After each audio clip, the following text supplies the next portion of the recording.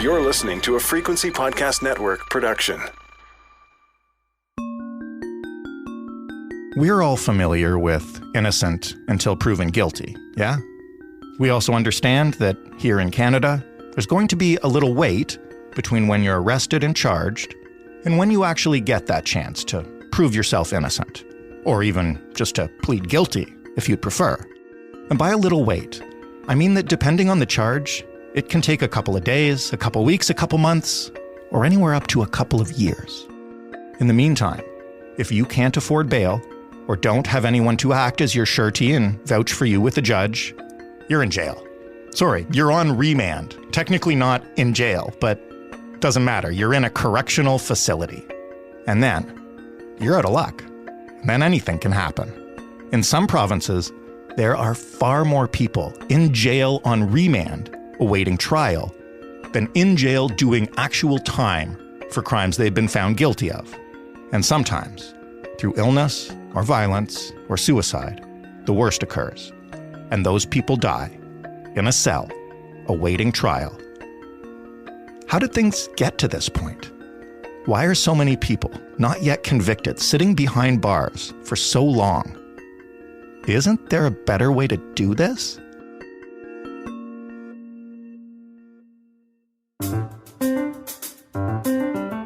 I'm Jordan Heath Rawlings. This is The Big Story. Gina Mortfield is a court and crime reporter for the Brandon Sun. This story, an in-depth look into deaths on remand, was written for The Walrus. Hey, Gina. Hi. Why don't you start by telling us about TJ McConnell? Who was he? So TJ was, I would say, your regular Canadian kid. He grew up small town Alberta, liked sports, played a lot of hockey. His mom told me that he really cared about how he looked. He was always concerned about how his hair looked. He was just a nice kid. He always wanted to help, his mom tells me. His girlfriend told me that they met in their early teens on a beach in Hawaii when both of their families were on trips there. And when he was happy, he'd do this dance where he'd kind of shake his butt. And she once asked TJ why he did that. And he told her, because it makes you smile. So just, a kid with a lot of potential. And, his family just describes him as a really nice kid and someone who wanted a nice life and a family and a home, just a place to call home. And we're talking about him in the past tense, obviously. So what happened to him? So TJ suffered 3 concussions as a kid, and his doctor told him to stop playing sports. His mom told me that this was really hard for him. And in 2015, he was diagnosed with bipolar disorder as well as depression with manic episodes. From there, he struggled with opioid use. At times, he was sleeping rough. His mom had told me that he started stealing. And eventually that stealing left him. He was arrested and he ended up in the remand center in the fall of 2020. What does it mean to be in a remand center? What is it? What's it like inside? So a remand center is basically where people are held waiting for the court to deal with their charges. They could be there because they're unable to get bail while they wait for a trial, or eventually they may plead guilty. They could also be in a remand center because they're waiting to get transferred to another correctional facility, or perhaps, a judge has granted them bail, but they're waiting, to meet release conditions, such as maybe having a bed at a addictions treatment center or something like that. And so while people on remand can also be held in provincial jails, but a remand center in particular is a facility dedicated exclusively to the remand population. And what happened to TJ in there? TJ was sent to the remand center in September of 2020. And about 4 months later, on January 11th, 2021, He was found in his cell, and a medical examiner determined that his manner of death was suicide. Do we know anything about his time in there that led up to his suicide? Do we know what he was struggling with? I mean, you mentioned he's bipolar, but how was he doing inside there? You know, correctional facilities in this country are notoriously hard to get information from, but what we do have is basically medical request forms that TJ had submitted in the jail. If you need something, you have to fill out a piece of paper asking, the jail or the remand center for this service. And so a stack of TJ's requests show that he had been, while he was in there for 4 months, he was repeatedly asking the remand center for various things, including, treatment for anxiety, depression. Multiple times he was asking for Suboxone, which is a drug that treats opioid use disorder. And he had previously been on that drug before in a previous attempt, before he was in the remand center to try to get clean. He multiple times indicated that he didn't want to use drugs anymore. He wanted to turn his life around. He expressed a lot of fear about when he would leave the remand center or when he was released. He was worried about going back out on the streets and being surrounded by people, who were using drugs in that drug scene. And he really expressed a desire to get clean, but unfortunately, he wasn't able to get this Suboxone treatment. He wasn't able to get adequate treatment from a psychiatrist to deal with the mental health issues he was expressing. And ultimately, he took his own life. How common is TJ's situation in general? 4 months in a remand center, waiting for trial, trying to get help. I mean, he's not in there on spectacularly bad criminal charges, I guess I would say. Yeah, that's fair. Remand stays typically are supposed to be a week or a month, but increasingly court delays have been contributing to a problem of people staying on remand longer. TJ was in the remand center in 2020, and we know there was a lot of backlog because of the pandemic. So while his stay was perhaps a little longer than the average, it's definitely not uncommon for people to spend time waiting for their charges to work their way through the court system or get a trial date, essentially sitting there, innocent until proven guilty. TJ, when he died, had not been convicted or found guilty of the charges that he was in there on. Right. So what is common, however, is access to healthcare. That has been a common complaint. Remand centers, provincial jails, federal prisons across this country for years, decades. The access to Suboxone treatment, opioid use disorder treatment has been increasingly an issue. A lot of prison advocacy groups are speaking out more about this treatment as a charter right. And jails and prisons are supposed to provide healthcare treatment. They are supposed to take care of the people that they house in their facilities. That is their responsibility. And so they do have to provide treatment. Unfortunately, a lack of resources, many cases, or just apathy on the part of remand centers and jails contributes to the lack of access.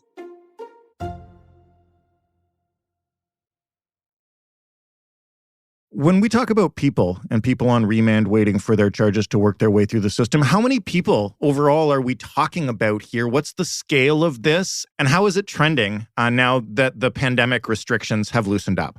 For sure. So last year, there was about 14,414 people on remand. So that's out of the total population of people in provincial custody.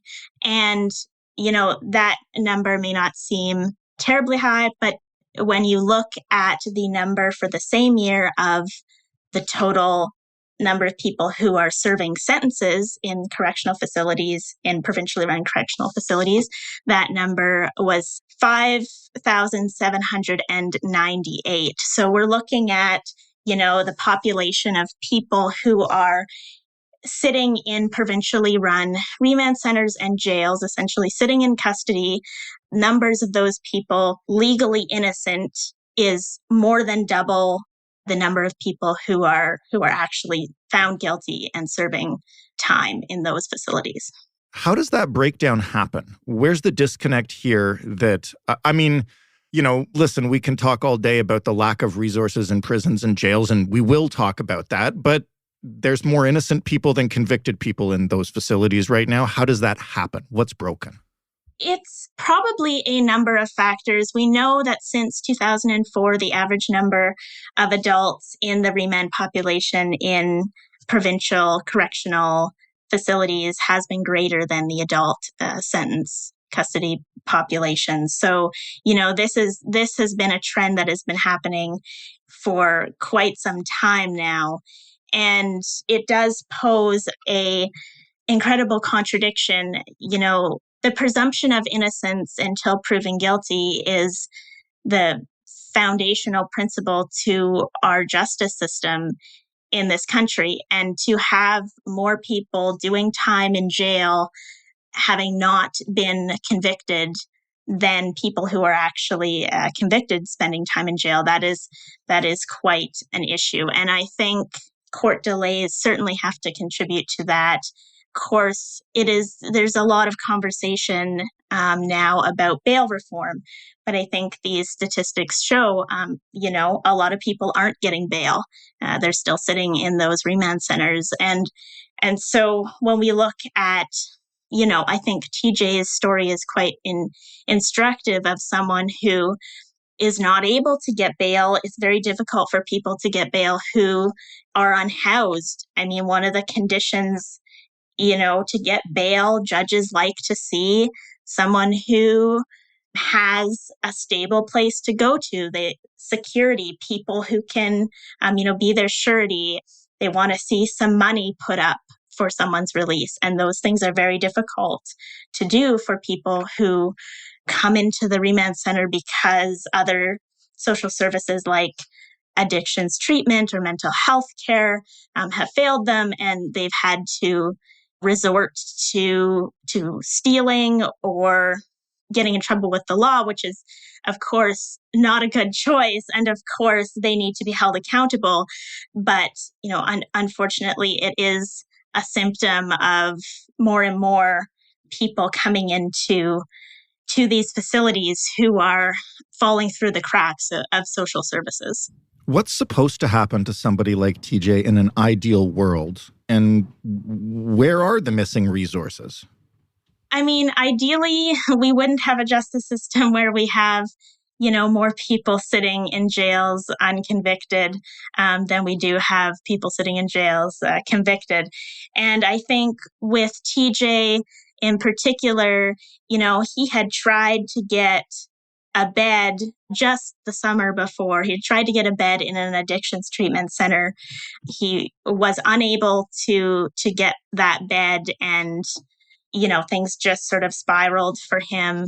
He also had, in addition to the addictions issues he was struggling with, he also, had these mental health issues, which it's difficult to find a facility that can help him with both. At the time, his mom told me that the pandemic was contributing to the lack of bed availability. And I think that experts and advocates have been telling me that, of course, jails and remand centers need resources to help the people that come into these facilities. But what really needs to be funded is the services and facilities that exist outside of the remand center. So, treatment facilities, access to mental health support, employment services, community supports, all of those things can help catch someone like TJ and perhaps, even prevent him from being in the remand center. in the first place, or at least being able to enter the remand center without, being in this state where he's experiencing withdrawal symptoms from his drug use and just thrown into this facility, which ultimately its main goal is to detain people. Its goal is not healthcare. It's to detain people. And so, he wasn't able to get that help on the outside, and unfortunately wasn't able to get it on the inside either. Obviously, the system should just work faster for everybody charged with the crime, but how often does it end like this? Do we know how many more TJs are out there in the system? Well, I mean, it's difficult to quantify because, even fortunately, Alberta does publish a document which, after every death in a public institution, there's what's called a public fatality inquiry, and which is essentially a public hearing about the death in which, it's a justice of the peace will look at all the evidence and circumstances surrounding someone's death and determine, if there was any wrongdoing or if there's any recommendations for how to prevent a similar death. Unfortunately, that system in Alberta has been backed up. There's now a 4-year wait time for a hearing. So it's difficult to tell. And of course, jails are not the most forthcoming with when there is a death and releasing a medical examiner's report on the circumstances of that death. So it becomes very, very difficult to quantify. But on that public fatality inquiry list, it will have a name. TJ's name is there. It has where he died in the Edmonton Remand Center and the way in which he died. And there are about 10 other names on that list dating back to as far back as 2017 up until this year or last year that have, names of people who died in the Edmonton Remand Center, and their manner of death is listed as similar to TJ's. So he's definitely not alone, unfortunately. And that's just one remand center. That's just one remand center. It is the largest by capacity in Canada, right, but it's certainly not the largest correctional facility in this country by any means. You mentioned that advocates are pushing for more resources outside of these remand centers so people like TJ can get help before they get in there. That's good. That's progress. But my question is, what would it take to actually speed up the system? Because ultimately, people are going to be charged with crimes and they need a fair trial at some point, preferably quickly. Is there any political will to do that? What do people say it would take to make the system work as intended?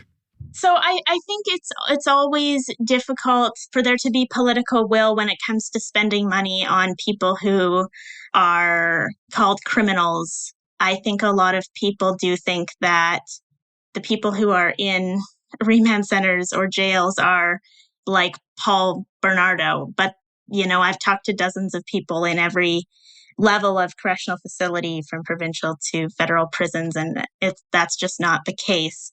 I think there are a lot of resourcing and staffing issues in the court system, but I do think that in terms of having more of a social security net that fewer and fewer people fall through, that means that fewer and fewer people will end up in the remand center, because like TJ, he was not necessarily stealing for profit. He was stealing out of necessity, and he was an addict, and he did want to change. He did want other things in life. So there was certainly potential for him to, if he was able to access treatment, he perhaps would have stuck with that.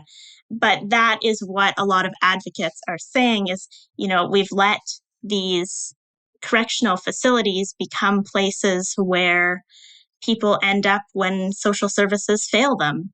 And, that isn't the point of what these institutions were designed to do. So they're scrambling to figure out, that they do need to provide healthcare, but the populations in these facilities have grown to such an extent that it's difficult to get the kind of resources they need when a politician is certainly not going to get much public support for spending more money on a quote-unquote criminals. Gina, thank you so much for walking us through this problem. My pleasure. Thank you so much for having me. Gina Mortfield, writing for The Walrus. That was The Big Story. If you want more big stories, we got literally more than 1,000 of them at thebigstorypodcast.ca. You can always suggest more to us by finding us on Twitter at thebigstoryfpn, by writing us an email and sending it to hello@thebigstorypodcast.ca, or by using an old-fashioned phone, an old-fashioned flip phone if you have one, because those are super cool. And leave us a voicemail. The phone number is 416-935-5935. Thanks for listening. I'm Jordan Heath Rawlings. We'll talk tomorrow.